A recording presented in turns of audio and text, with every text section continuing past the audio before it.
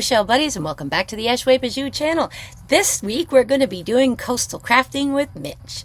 Now those of you who follow my channel, you know I am a sucker for tiny little shells. I can't lay off of them. I'm fascinated by these little itty bitty teeny tiny treasures, these miniature versions of everything that we find on the beach. I love the common and the unusual alike. Like this gorgeous little dusky cone. How cool is that? Now, whether it's a common or a rare one, if it's tiny, I'm all about it. But what do I do with them? Well, this week we're going to make a great coastal shadow box with tiny shells. So we can't have anything really above that.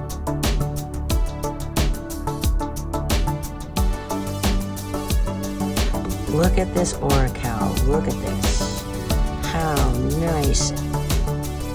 So all of my fun favorite littles that we find here.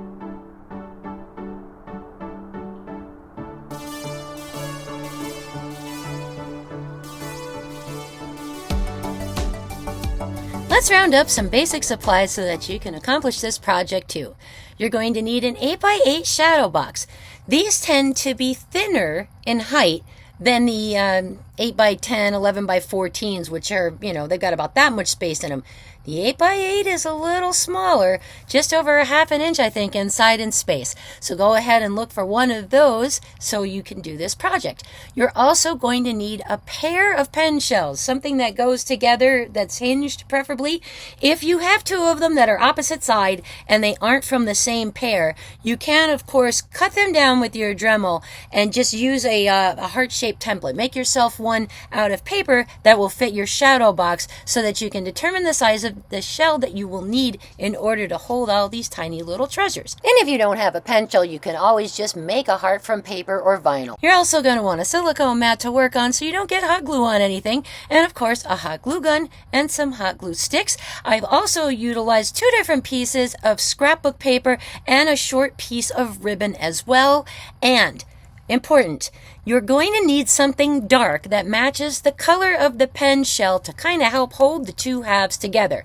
Whether you use a piece of dark cotton fabric or a piece of thick bulky yarn, which is what I used in my case because the color was spot on, no matter how you do it, you are going to want something that's going to hold that little heart shape open flat, because pen shells naturally want to be this way. They don't want to be this way. They want to be closed, not open. So in order to hold your two halves together, if you try just gluing the two halves together, you're going to end up with a big glue line that's going to show, because the shadow box is thin and you can't cover it with the tinies. So you're going to need to use something from behind in order to hold those two halves together. That'll allow you to move it as one piece and get it attached to your background. Then of course you know what else you need too. Oh, those cute little tinies. Now I also have something that's not really a shelling tool per se. I have a cutting machine, something like a Cricut, a Silhouette, that kind of stuff. Well, what I have is a Brother scan and cut, and that's how I cut out that line of text that goes along the bottom of the shadow box. You just go ahead into your program, measure across the front of your box first. Go into your program, make yourself a little phrase, no matter what you want it to say, cut it out with your machine with a permanent vinyl. Then you can apply it to the top of the shadow box glass with some transfer tape. I'll show you the process of how that goes a little further on into the video. If you don't have a cutting machine, there are lots of people on Etsy who will do custom cuts for people, who will make custom stickers for people, or you can always get printable clear stickers from Hobby Lobby and make one of your own by just simply printing on it. And I bet you guys didn't even know that I did stuff like that, because you're just used to seeing me cut up shells or make shadow boxes or ornaments or things like that. But I am a veritable college of craft knowledge. I have lots of neat little ideas and ways to bring all these other crafts in such a way that we can use our shells alongside them. Go ahead and pause here while you round up all your supplies, and then let's get crafting. All right, today we are going to take and make a beautiful little shell-filled heart out of one of these nasty looking old beach tacos. Now, this one has obviously been cleaned up. Usually they're covered in oysters, and their edges are pretty jaggedy. I went ahead and cut that down on my Dremel and just did one of these to kind of, you know, fix up the shape of it a little bit and make it look more like a heart. So there we go. And then of course we have some paper here on the background. Now this is an 8x8 shadow box. It's not as deep as the 9x9s I've worked with in the past. So we need to kind of get a measurement here. And it looks like our inside height is going to be about 1/2 inch.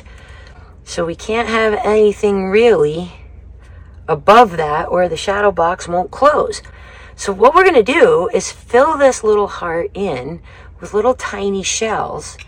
And I'm going to get it centered in here so that it sits properly and nice and flat. And of course this scrapbook paper, with this being an 8x8 and thinner, the backing is not padded like some of the others with the linen are. It's just flat, like a particle or press board of some sort. So what I went ahead and did is just cut some scrapbook paper and applied it to the background. A little bit of spray adhesive, just sprayed on the back of the paper and then set it on here and pressed on it till it was all set. Now I am gonna just mess with this a little bit. I'm gonna kind of eyeball where the center is. Put this like this. Let's go ahead. Set the glass on here. Be very careful with this. Some of these things have really sharp edges. Be careful here. The edges of those glass pieces in the shadow box, some of them are ground and they're easier to get a hold of and touch. Some of them are not and they're pretty sharp. So just watch yourself. All right, you can see he just fits. He's not going to be able to be overfilled. It just snugs in there.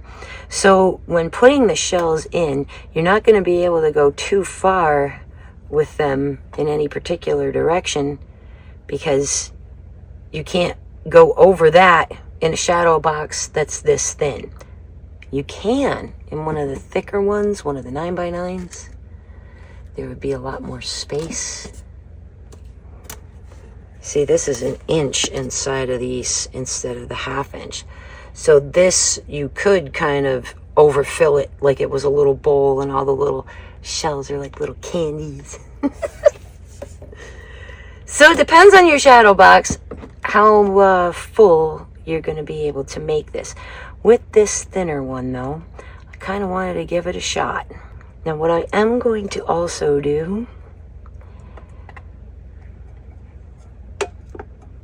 is I want to see how close together can I get these and make them fit inside the box. So if they need to, you know, lean a certain way or whatever, then I know that going into it. I mean, I want them as close as they can be together, but I can't do that because obviously that's too thick. So he needs to be held wide open. And I was considering maybe doing like an attachment in the center with like some ribbon on it. Because I'm not just worried about getting them straight this way, right? There's a tilt to them because they're not flat on the back. So I don't want one where this side is tilting this way and this side is tilting this way. I want them to be even. And the only way I'm going to be able to accomplish that is attaching them to each other face down on the work surface first. And then going from there. So we'll give that a shot. Ooh.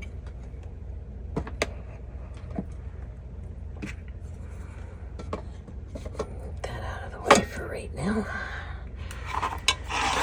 And that too.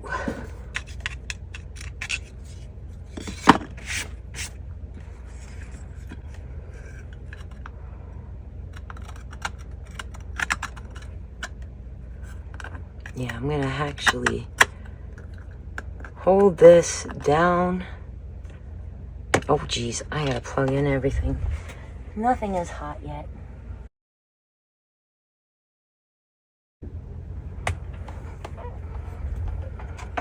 Alright, glue's all heated up.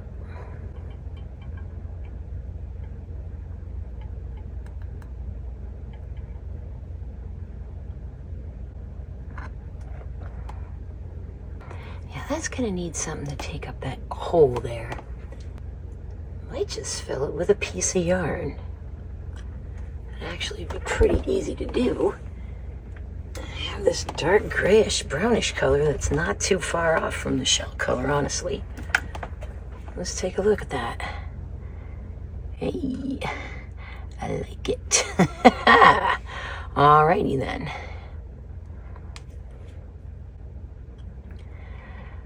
I'm gonna put glue along this, but not right in the center, because I don't want it to be all over the top of the yarn necessarily.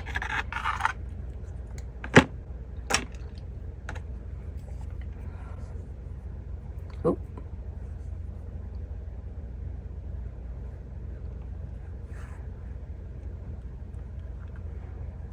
There we go.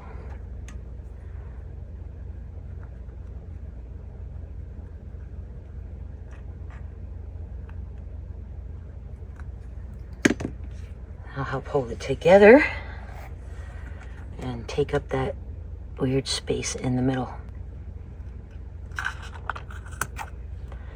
There we go.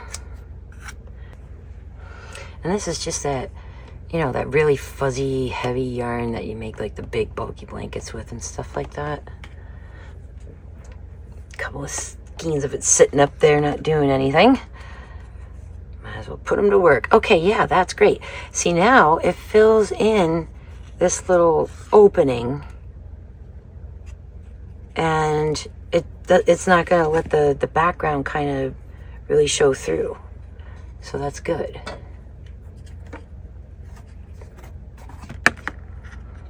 Better.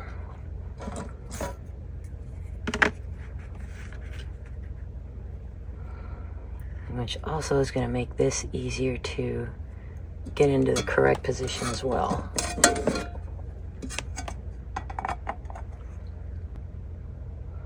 Yeah, that's going to work out beautifully. See, it does tip toward the back a little bit. So, yeah, when I go to glue this, make sure that's not an issue. Now, something else that I want to do here. Obviously, this is going in the middle. But we have these little spots over here where the paper comes together. And I want to sort of mimic it looking like, you know, the water's edge a little bit here.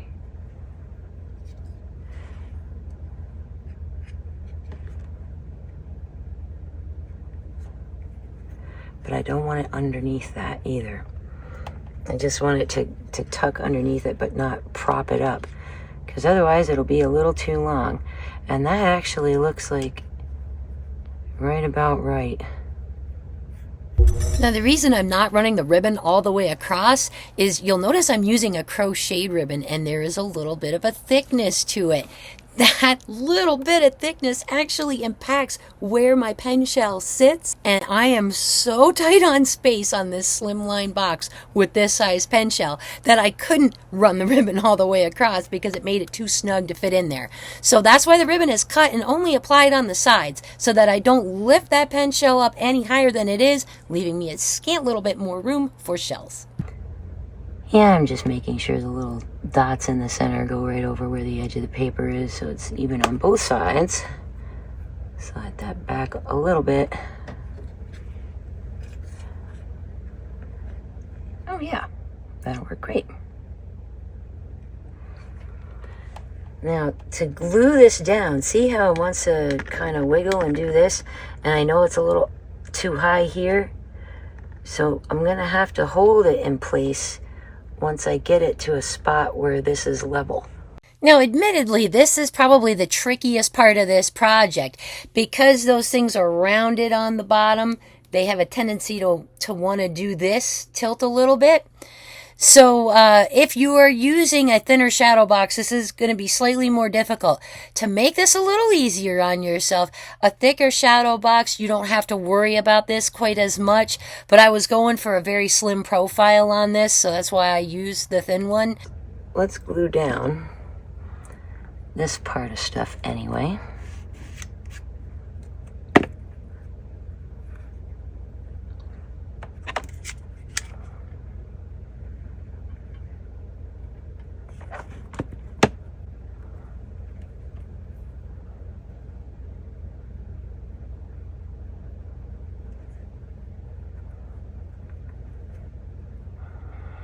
I didn't use a lot of glue, I don't need to. I'm just gently tapping it into the glue. I don't want it to push through the ribbon or anything like that.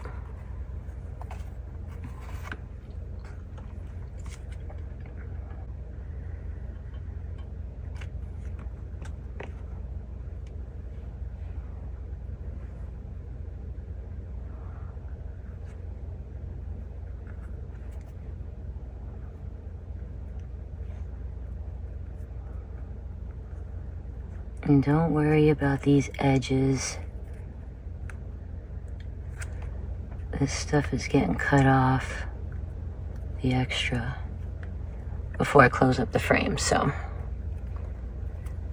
There, now we just make sure everything sits right. Okay.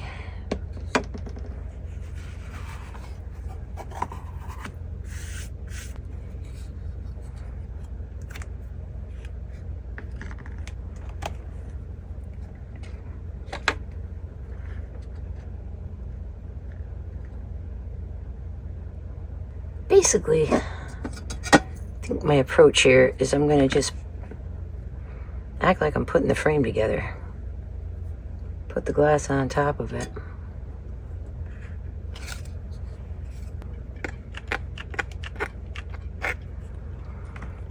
Some glue on the back of this guy. And make sure that I got it centered roughly where I want it. Now, what I'm doing here is I've taken the insert out of the frame, set it over the backing. I'm going to put glue on the back of the shell heart, and then I'm going to set the glass on top of it so that it keeps this tipping thing from happening and make sure that it's nice, straight, and level, and it's going to fit in there well.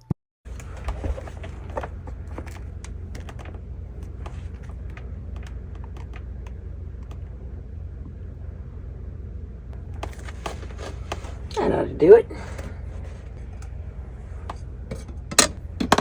Now for the fun part. Now we're going to fill it up with shells. Let's see. Will he fit? As long as it's lower than this level here, it'll fit.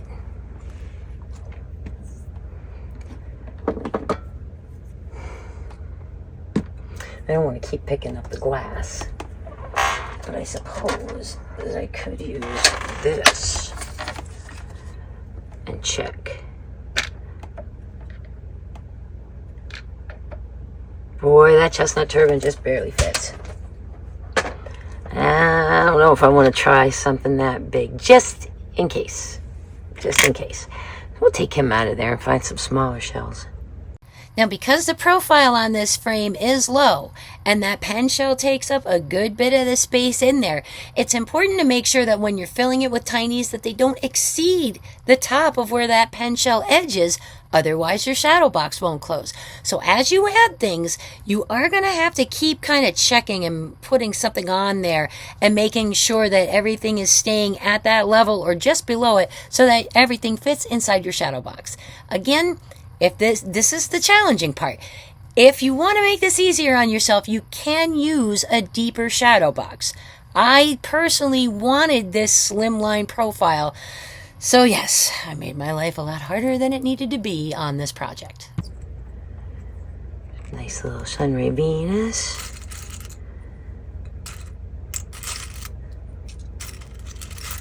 Couple of bubbles.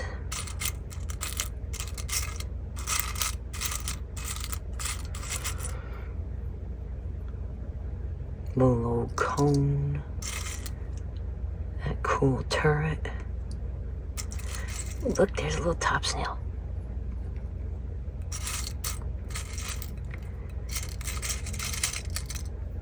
There's a tinted cantharus, that'll fit. Now this nutmeg is broken, but that will fit, and I can tuck that under something else, so that doesn't bother me. And this is why I keep broken shells I find on the beach, because you never know when something's going to be broken in just the right way to work in your project.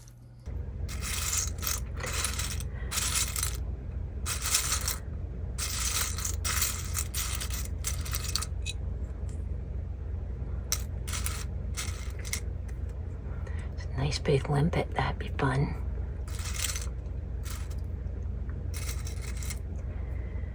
And we got an auger. Little fossil guy. So yeah, I'm just kind of, you know, poking around in here, seeing what I got that's little, that I know will fit. Piece of a crab body there. Here's a seraph. I'm trying to get a good variety of stuff too. The calico clam. Stout Tageless will go. Got a jingle. And a slipper.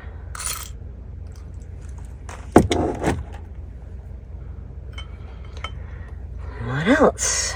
Ooh, yeah. You with the pretty purple tip. That's lovely.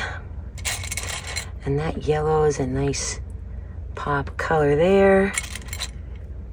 Cute little scallop. When you're choosing your shells for your shadow box, I mean, you could make it all just one shell if you wanted to. You could do it all in coquinas. You could do it all in little moon snails or whatever that you find. But for me personally, I'm trying to get the best representation of the shells of my area of Florida and a good variety of color too, so that's visually interesting to look at. So I won't make you sit and watch while I pick every single shell that I'm going to use for this out. But just know that I'm picking things up, I'm holding them, I'm feeling them, look at how thick they are, and every so often I'm going to drop a shell into this little heart and double check and make sure that it actually fits. Like that whelk there, he's a question mark. Not really sure if he's going to fit exactly or not. So I'll actually take something and slide it over the top of that frame edge. Like I'm using my paper trimmer right there to do that, just to make sure things are going to fit. Because if you go over the top of this shell, since it is so tight in this low profile box, you could crack your glass.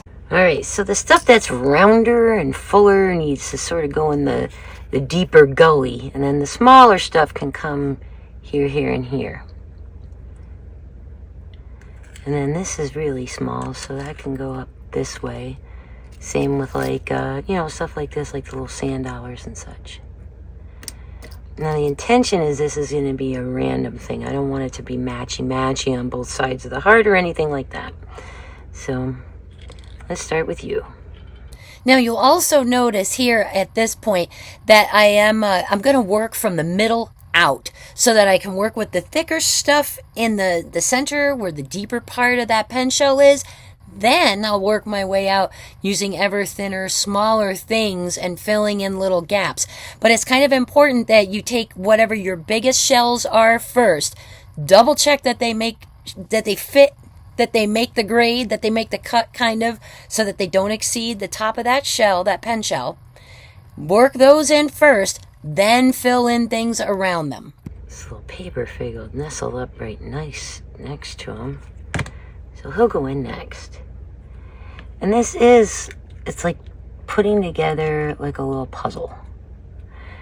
Similar to when you make a shell tree or something along those lines. It's, everything looks better if it fits together nicely.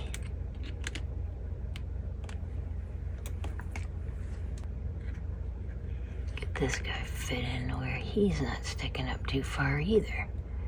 That's not that easy with the turbans.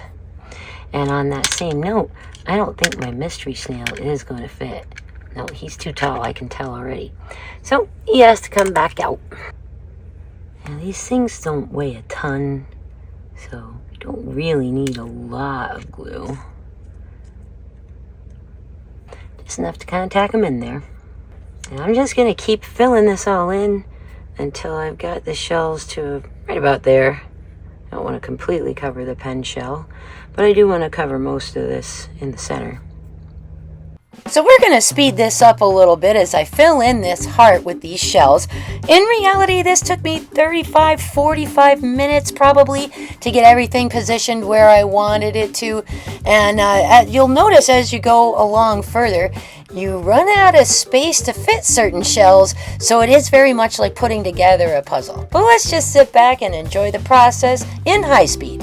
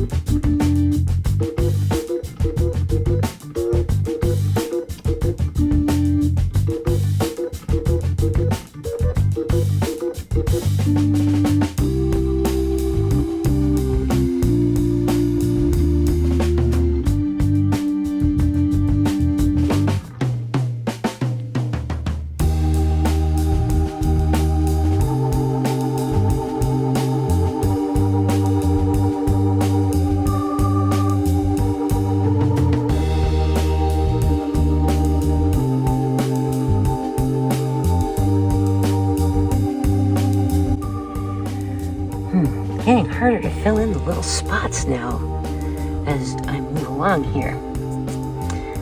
I might need to pull out some other tinies, some smaller tinies. Some of these are looking a little big. It's hard to believe I'm calling any of these shells big. That's crazy.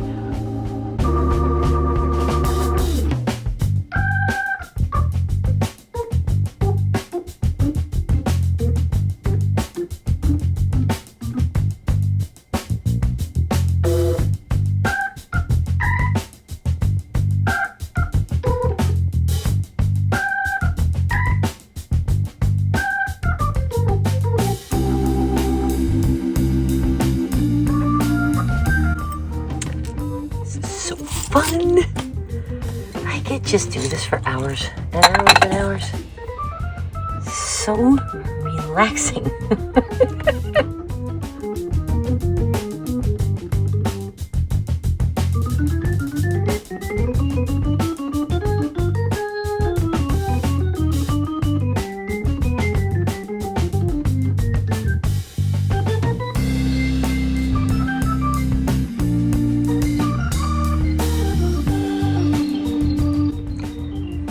I think that's about all the small shells I'm going to be able to fit in here. Let's look at it from the front. Make sure it looks nice and full. Actually, that's fun. I like it.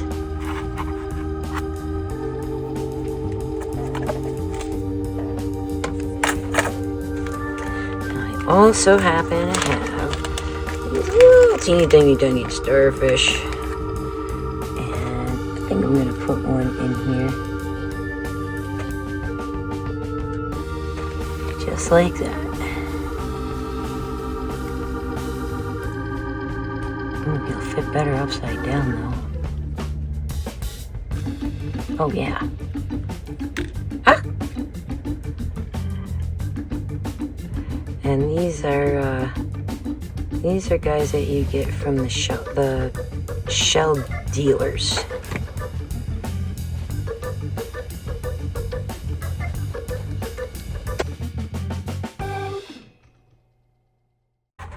Alright, so far this is looking pretty nice. I'm going to go ahead and stick this inside the frame and make sure that it fits and that everything looks good. And then I'm going to end up putting a little phrase down here, something that I do on my cutting machine. Wow, that looks really, really cute. Right, the little phrase I want to put on is just going to go on the glass here on the bottom. Ah, I love it. Now I'm going to show you something really cool. We're going to get into actually using a cutting machine, and I'll show you the process that I use to go ahead and create something that I want to cut so that I can use it in a shadow box or another project or a scrapbook page or whatever. So let's get into taking a look at how to use a Brother Scan and Cut. This next section of the video is basically going to introduce you and give you a little tour of a Brother Scan and Cut machine and show you how to set up your own custom cutting files so that you can make your own designs. A lot of folks that are used to Cricut are used to downloading something they pay for in their little shop and just cutting that. I'm going to show you with a Brother Scan and Cut how to design your own designs and how to make them cut files and cut them out. If you already have a cutting machine and you already know how to do this, you can skip this section of the tutorial and keep on crafting up at the 52.58 minute mark. If you don't have a cutting machine and aren't interested in that at all, you can also print yourself a label on that clear vinyl that I mentioned earlier in the video. Print yourself a phrase and just stick that to the outside of your shadow box. But if you want to learn how to make your own designs, hang with me, I'll show you how. So this is a Scan and Cut SDX 125, and I got crazy lucky on this thing because the packaging had a mistake on it and it didn't have an E and it was supposed to.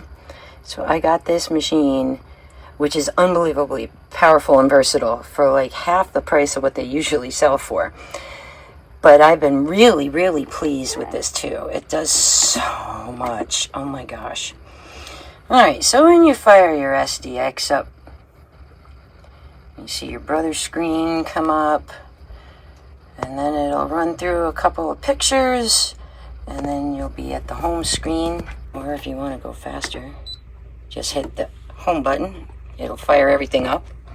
First thing it tells you is the carriage will move to the initial position. That's this. Just tell it, okay, then this is what you see. Once you've exported your design from the software, you go to retrieve data, and that's where you'll find the most recent thing that you sent over from your computer. And this thing talks to your computer through your Wi-Fi at home, but you can attach it with a cord too, but you don't have to, which is part of what I like about it. Now, of course, there comes in all of this stuff that's preloaded too. You got all these different patterns. You got alphabets. So there's stuff in here. So you've got emboss. You can put a roll feeder on it. Or you can do this, which everybody loves, which is the scan and cut feature. Now this one, if you printed stickers out, you run them through Direct Cut, it scans them, and you can tell them to put a little margin around them, which is super handy when I'm making stickers. Or you have scan to cut data, which means you can take the outline of something and go around it with this and then make a cutting file from it, which is cool. Or if you know you're going to go to somebody else's house and play Crafty Day and they have one of these machines too, you can also add things to a USB and take designs with you to use on a different machine, which is awesome. And you can also take and transfer stuff to the Canvas workspace, which is the software that I use in the computer to make this work. You see this up here? This means Wi-Fi. That means it's talking over Wi-Fi. When you first set up and register your machine, that's when you put all your Wi-Fi information in. And then it's just there. And when you fire it up, it automatically connects. It's pretty nice. Let's go back to the home screen here. Just kind of show you what some of these other buttons do. This is to load and unload the mat. And this is if something, which very rarely ever goes wrong, but if something does go wrong, you hit the pause and you can stop it. And then it's a touch screen. They give you this little stylus to use, and then they also give you this for helping getting things off the mat, which I find I don't have any problem with because most of the vinyl has a plastic backing. So that is a quick tour of the machine. Oh, over here is where your knife arrangement goes. And this thing has what's called an auto blade. Now watch this. This is spring loaded inside. See that little blade pop out of there? And what your machine will do is actually run across the mat when you tell it to test to see how thick what you're cutting actually is. And the auto blade will find the right depth, and it'll go through your vinyl without going all the way through your backing when you put it on something called half cut. And I'll show that when we start cutting in a second. Sorry, the lighting in here isn't really great. I don't have room for this machine in my craft room, so it sits on my desk next to my laptop where I use it the most. So I just work on my bed. And John cut me a piece of plywood that I can put down. This is your mat for your brother. Your brother machine reads these things to make sure it's got the right mat for the right machine. So if you don't, it won't function properly. But that's the mat you need right there. CADXMAT STD12. So that means it's a scan and cut, basically DX machine, mat, standard, 12 inches. And that's what we have here. Your mat, when you're cutting vinyl, actually will last quite a long time. It's when you're cutting paper that this gets all gummy and cruddy. But of course, plastic wants to move around a little bit while there's a blade dragging on it. So I always keep some blue painter's tape happy and handy right here. And when I'm cutting anything that's not 12 by 12, I'll tape it down just to make sure it doesn't move while I cut. This mat is a little less tacky than what Cricut has, and that's part of what makes Cricut stuff get hard to get off the mat, then hard to weed. Their mat is really tacky. This standard cut mat, not so much. Brother also makes mats for cutting fabric, and you can also cut rhinestone templates if you're doing set rhinestones with this. I've cut through balsa wood with it. You can cut cork with it. You can cut vinyl with it, stickers. I mean, I've had just great success with this machine. There's different blades that do different things. I leave the auto blade in, or I have a vinyl blade for it, specific vinyl blade. And of course, I've got some different kinds of vinyl sticking around here. And I keep this little roller for just kind of rolling the vinyl down, making sure there's no air bubbles under it before I cut. And you see Oracal is one of the ones I keep around. 405 is another. This is a piece from Maker vinyl. That's easy to cut and easy to weed too. I got a bunch of Cricut vinyl in there, and it's all pretty much sitting there unused because I have such a hard time with Cricut. And it's not because I'm using Cricut vinyl in a brother machine. The Cricut vinyl is just as crappy in the Cricut machine, trust me. So I've already set up my shadow box. I've got a little 5x5 this time. Same profile as the 8x8. It is a slimline profile one. I've already set up my backing, as you can see, with some scrapbook paper on here. It's a nice foiled one that looks like old ancient maps. I think it's so pretty. Nice blue. I'm going to make an outline of Florida and put some shells in it. Close that into the shadow box. And then for the outside on the glass, I'm going to put home on there, because that'll fit a little easier than tiny shells, because I'd have to cut the letters really tiny. But yeah, it's going to have a Florida, and it's going to have the word home on it. And then there's my trimmer, which I actually like very much from them. And of course, I have their weeding tool set off on my desk as well.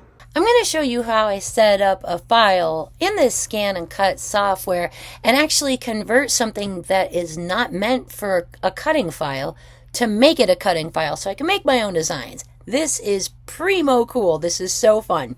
And you're going to see a second design here, which I will show you at the end of the video. So you're going to see our little pen shell heart shadow box and another little small Florida box that I make to go along with it. Now there's two places where you can get into Canvas Workspace. Here's one of them. Here's Brother Canvas Workspace, which is software that I have right on my laptop. The other is their online site. And to convert anything, you're supposed to be able to do it in the Brother Canvas Workspace software, but I've not had good luck with the image tracing that way. So I just go to Brother Canvas Workspace online, and I can convert anything that's basically one of 4 main file types. I think it's JPEG, PNG, bitmap, and GIF that you can convert into SVG cutting files that your scan and cut will actually use. So we're going to go to Canvas Workspace, but we're going to do it online. before I can go to Canvas Workspace, I actually need a little outline of Florida file. So let's just look for an SVG file. And if we can't find one, we can take a PNG or a JPEG or a GIF or a bitmap and actually convert it to a cutting machine file at Brother's online website, which is pretty nice. All right, so let's take a look at these images. Let's find one that's cool. All right, so this is Clip Art Max. You can get that guy for free. We'll go over here and yep, it is a PNG, a nice bold outline. I like it. All right, let's download it. And I've downloaded a couple things from here before. It takes forever. This little thing spins. Just hit click here. All right, now I will go and change the name of this as well. So I'm going to go where the files are and see it's clip art ping. I'm going to just rename that. Florida outline bold. Okay, so Canvas Workspace. Now, there's this software that lives on your computer, and then there's this online site. This online site is where your conversion is to take anything else and make it a file that your machine can cut. I'm going to go to New Project on the online site, and I want to get this, Image Tracing. I'm going to choose my file. There it is, FL Outline Bold PNG. We're going to open that up. Alright, so right now it wants to cut a big square. What I want it to do is go by color, which I only have the one color. See, if I go outline, it'll just go the outer edge. And I just want it to go around all of the black. And I change that to like 3. There's only 2 colors here anyway. I'm going to hit preview. Now I see a blue line around the black on both sides of it. That means it's going to cut my outline of this shape. Now if you just try to bring the PNG into your software on your desktop, it won't know to cut it. So when you export it, it won't cut it out. You have to go through this little extra step to take and change a PNG to something your machine can actually use. So I'm going to hit OK. Do I want to paste it on the work area? The image cannot be edited and saved if I do it there, I guess. So I want to say no to that. And now what I have here is a grouping. Okay? It's going to cut this line, it's going to cut this line, and it'll treat there's something in here in the middle kind of as a little separate thing. I don't necessarily want that. I'm going to just delete that because all I want is this outline right here. And I do want to make it a little bit smaller so it's a little more manageable. There we go. This is going to cut this as a little shape of its own. This outline is now going to be a shape. So that's perfect. What I want to do is download that. I'm going to go to my computer with it. And it's gone untitled. So I'm going to click on that. Now see it says FCM and it shows the outline. Instead of that bold black line, it shows 2 lines. Those are the cut lines. That's what I want. I'm going to go ahead and rename this now. Florida outline FCM. Alright. Now I'm going to leave here. And I'm going to go back to my scan and cut software.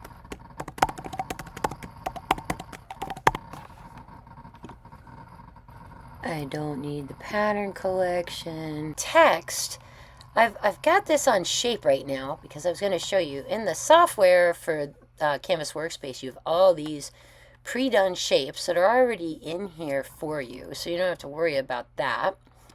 And then here's how you add text. You go to this T symbol and you click here. Now I want to use a heart in place of an O for the word home. So I'm going to type in H, put a space, then type M-E. Click off of it. Just go down into that, change it to what you want. I like aubergine. Okay, so there's my word. It's not the right size right now. Don't even worry about that. go back over here. And where's our heart? There it is. Click on that heart and just make it a little smaller. And I'm going to zoom the screen in here too so that I can size this appropriately. I just want it to be like the same height as the letters. All right, so I see where home is resting. I'm just going to scooch this up to one of these gray dotted lines just as a reference point for me visually while I'm working. Okay, scoot that heart up to that same level. Now I'm going to shrink it so that it's about even with the tops of the letters. And I'm going to scooch it over a little bit so it's centered in there as if it was a letter. I'm going to just pinch zoom out my screen. I can select this whole thing, and in the properties I can say how wide I want it to be. In this case, I want the width to be 4 inches because that's the space I have on the glass for the shadow box. It's about 4.5 by 4.5 visible space on a 5 by 5 shadow box. So if I make my word 4 inches long, it should fit there perfectly. So over here you can see I've changed that width to 4 inches. I just hit return and it automatically sizes it. Now I go to layer and I hit group, and now it's going to treat it as one thing, and I don't have to worry about moving the letters away from the alignment with the heart. It's right where it belongs. All right, I'm going to file, open. Oh, I gotta import it. Florida outline. Import it. Get that opened up, and there it is. When I click on this guy, I go to properties, I can see where it says cut up here. And that means it's going to cut out, which is great. So, back over here. I keep this maintain aspect ratio on here because then it keeps the size when I grab the corners. And it doesn't change it or distort it. I'm going to put that just like that. Okay, that looks great. And now, I know with it sitting right here, see these grids? This matches your cutting mat, okay? So this is an inch. Each one of these blocks is an inch, just like on your cutting mat. And I'm within 4 inches here. My visible space on my shadow box is approximately 4 and almost a half. So this will leave me a nice kind of little line around things. And since my frame is black and my paper is blue, I'm gonna cut this out in white, I think, rather than black. So I'll go ahead and get myself a piece of stuff cut, and I'll tape my vinyl down because I don't need to cut a 12 by 12 piece of it just for this small design. I'm gonna cut a small piece of my vinyl off the roll that fits here in about a 5 by 5 area, and that's what I will attach to my mat, and we will go ahead and cut it. Now I'm going to cut this in a couple different colors too to see which one I like better. So for right now, I am going to take these layers and I'm going to group them. Then I'm going to hit Command C, Command V. That is a copy and paste. So I'm going to try this in like 4 different colors. Alright, so I'm going to do that with it. Now watch this. Take this, Command C, Command V. Now I got 2 more. Make sure you grab the outline box to get it down, and then I'm just going to put that there.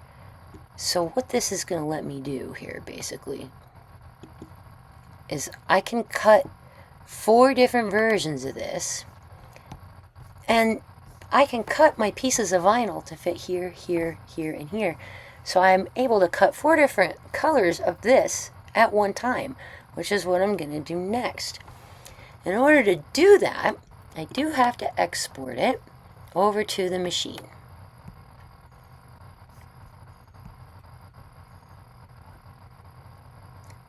Now it tells me my scan and cut machine has that file already in it.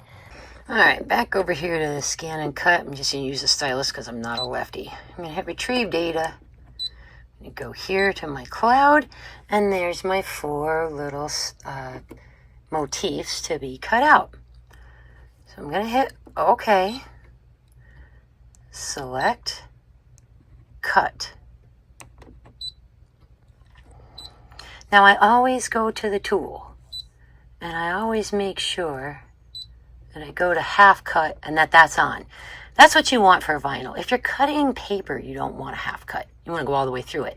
But when you're cutting vinyl, you only want to go halfway through so that you cut the vinyl and not the backing, which makes things easier to weed and get out of there. So just hit OK. Now that I know that, I'm going to go ahead and do a test. Oh, wait. I have to put the paper in first. Now, you'll see here on my mat, I have 4 different colors, and I just got a little bit of painter's tape holding them down. And come over here, line it up against the left edge, and you hit this button here to load the mat. So now it's going to load that mat, and now I'm going to tell it to start, and it's just going to test. Or it should, at least, because I told it to. And all the machine is doing is it's checking the thickness on stuff. And it cuts a little test shape, like a registration mark almost. So then I hit start, and now it's going to cut my design out 4 times because I've layered my vinyl across the mat. I'm going to get this 4 different colors in one shot, which is nice.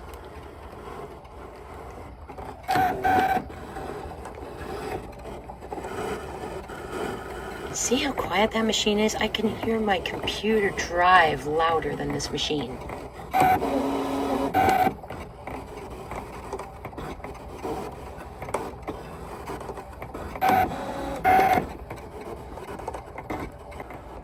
Almost done cutting out, actually. We got just a couple minutes left to go.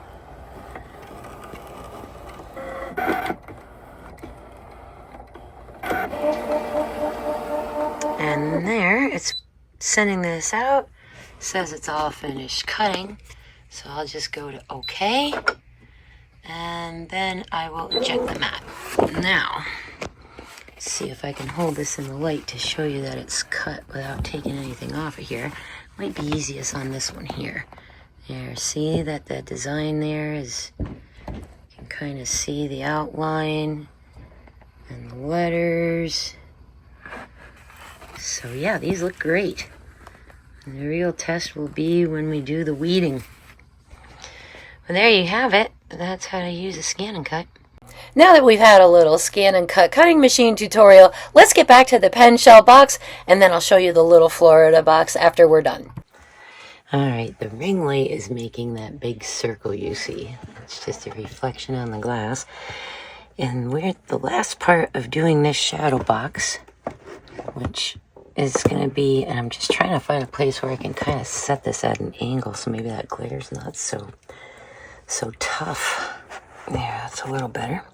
So what we're going to do is I have a vinyl cut phrase, and I'll just kind of hold that close so you can see that. And a little cut heart. I'm not really sure if this is showing well on camera. A phrase that says tiny shell love, and it's going to go across the bottom of the glass here on the frame.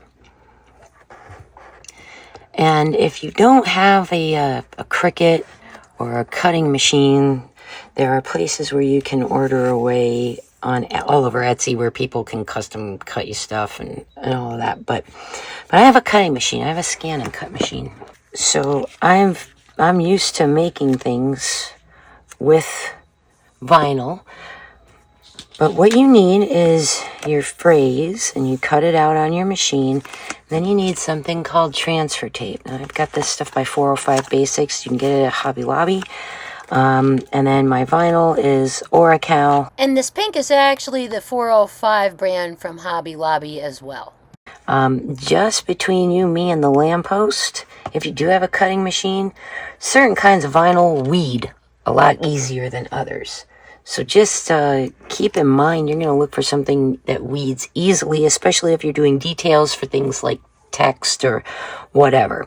I am very partial to the 405 vinyl that they carry at Hobby Lobby, Caesar, Easy Weed, Maker that you can get at Michael's. Cricut vinyl is miserable. It tears, it doesn't cut all the way through, it's obnoxious. The Cricut software just frustrates me, and their vinyl drives me up a wall. So right now you will not really see me doing much with them. You can see Oracle here on the back of this one. This is a permanent vinyl. And weeding means taking the excess off of your background. Now I made my piece a little too big, but look at this Oracle. Look at this. How nice and simply that just pulls out of there.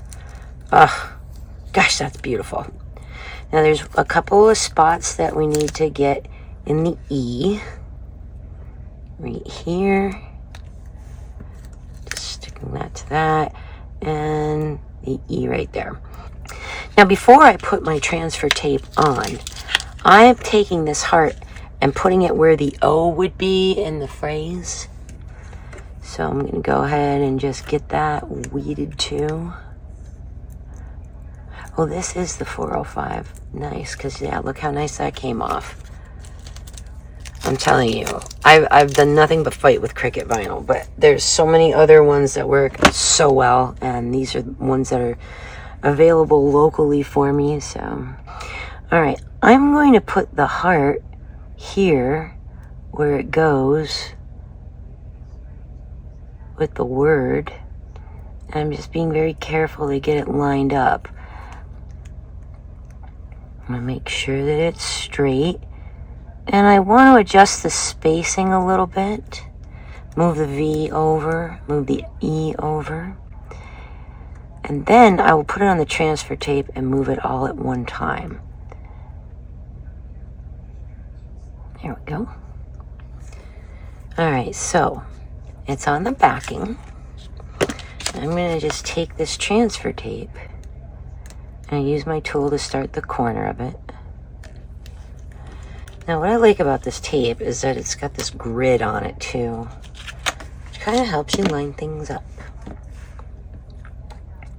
Doesn't matter if this cut line isn't straight. It doesn't matter. If this piece isn't straight, you have a line there that you can put at the bottom of your letters. Make sure everything is going to line up. But all you do is you can rub that with your finger. You can use one of these little scraper guys. All this is doing is taking this off your background in one easy piece. And the way I cut this, I made it such that I can just line this up, eyeballing it. And my phrase is pretty well centered over the E in the word shell. So I'm lining that tape up with the bottom of my shadow box. And I'm going to press this down. Now, I'm not one for doing a big bunch of this rubbing, because with this vinyl, I don't really have to.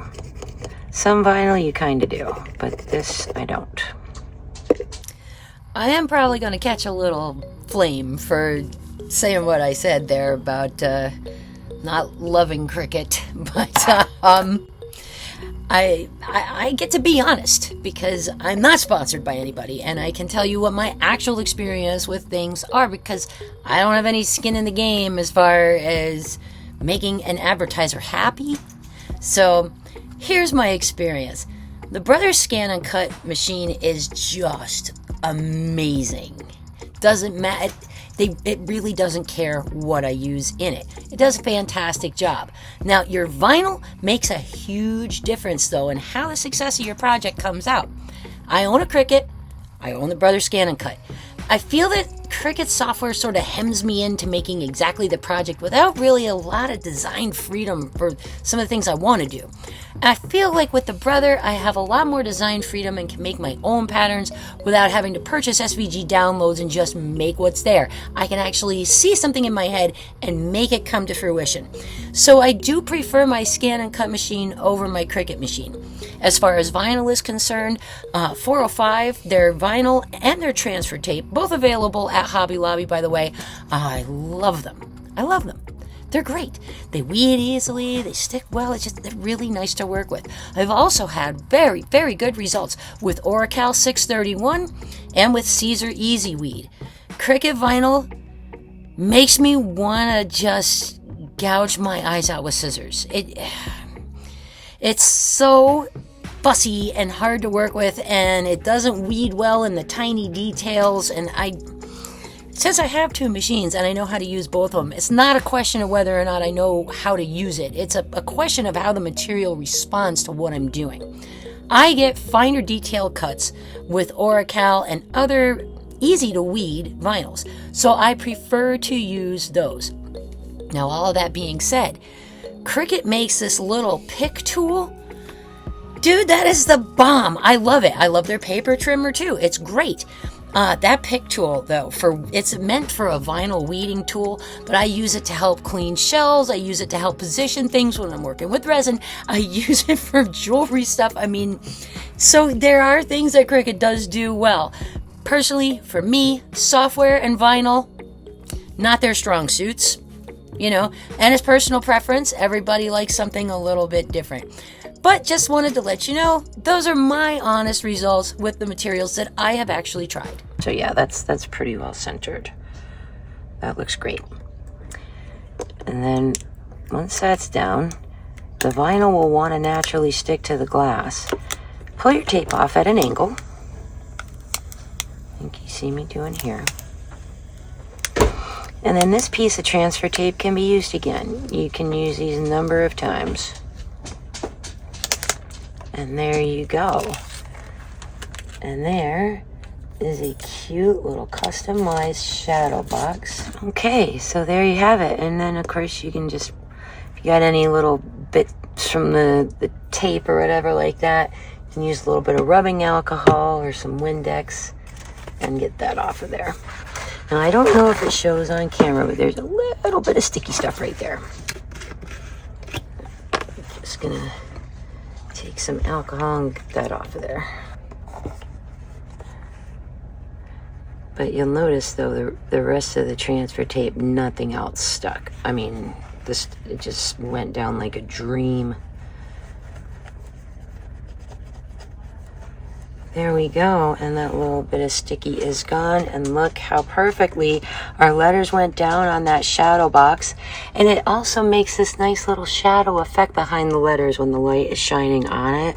Really, really super, super cute. Oh my gosh. I just love this. And again, this is one of the pen shells. I shaped it a little bit with my Dremel to kind of take some of the jaggediness off of it. And I filled it up with a selection of gorgeous little tinies from here in the South Central Florida Gulf. Awesome. Sorry about all the reflections in here. It's nighttime, so it's kind of dark in my room. The overhead light is making a nasty glare there. The ring light there. So I'm trying to just hold this in the middle so you can take a closer look at this. See all the fun little things I included in there.